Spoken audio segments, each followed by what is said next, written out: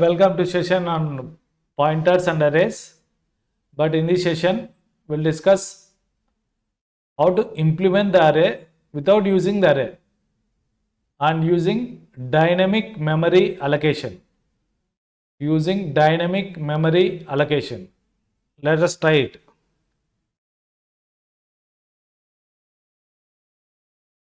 Include stdio.h. Include stdio.h. Main.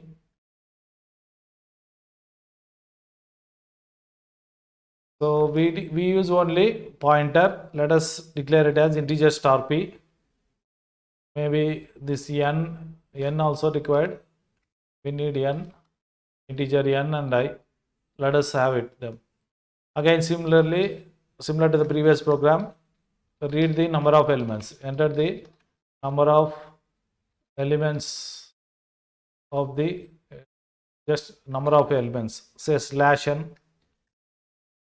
So scanf %d and of n. We have read the number of elements of the array. Next, we have to read the elements of the array similar to the previous one. For I equal to 0, I less than n plus of I. So what we have to do? Scanf. We have to read %d.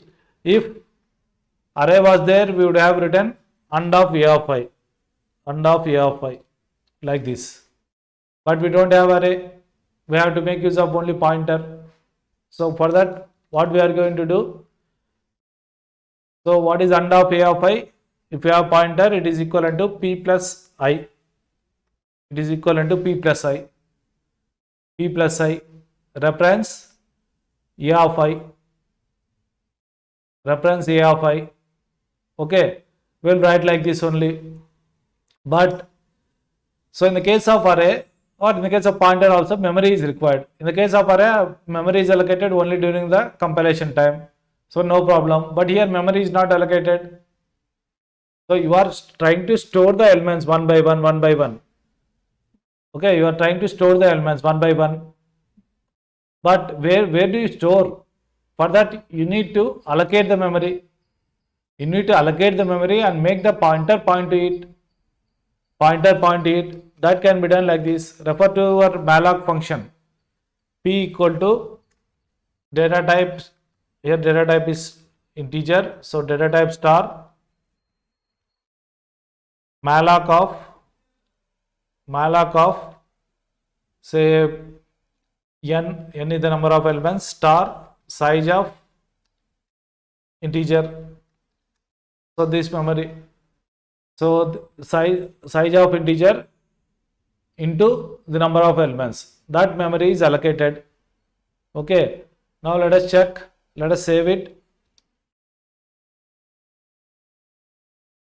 Say array pointer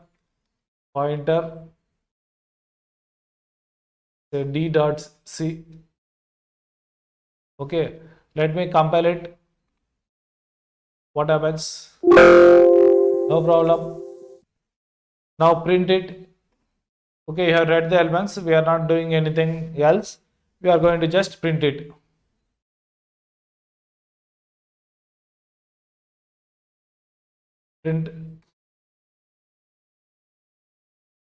Printf. The elements of the array are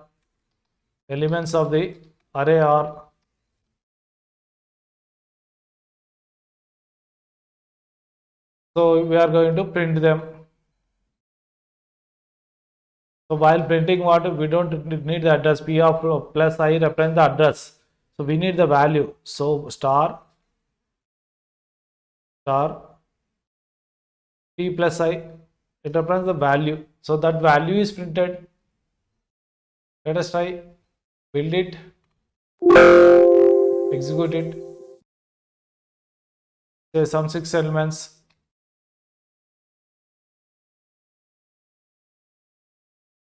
You can see the elements of the array are 12. Let me give the space. Okay, so we are just reading and printing. Simple program, but it illustrates the concept. So 5 elements, 11, 22, 32, 33, say 44, say 55. So the elements of the array are, they are correctly printed. They are correctly printed. So this is how, without using array, you can read collection of homogeneous elements and then, if necessary, manipulate them and then print them. Okay, here we are not manipulating, we are just reading and printing. So you can manipulate them also. Okay. So here we are not using array. So somehow the memory has to be allocated. That memory is allocated using the malloc function. And P equal to, we are writing that. That means we are making P point to that memory. So after that, we are reading the values into each and every element and then printing the values. That's what we are doing. Okay, this is regarding pointers and arrays using dynamic memory allocation. Implementation of arrays using pointers and dynamic memory allocation. Okay, thank you for joining.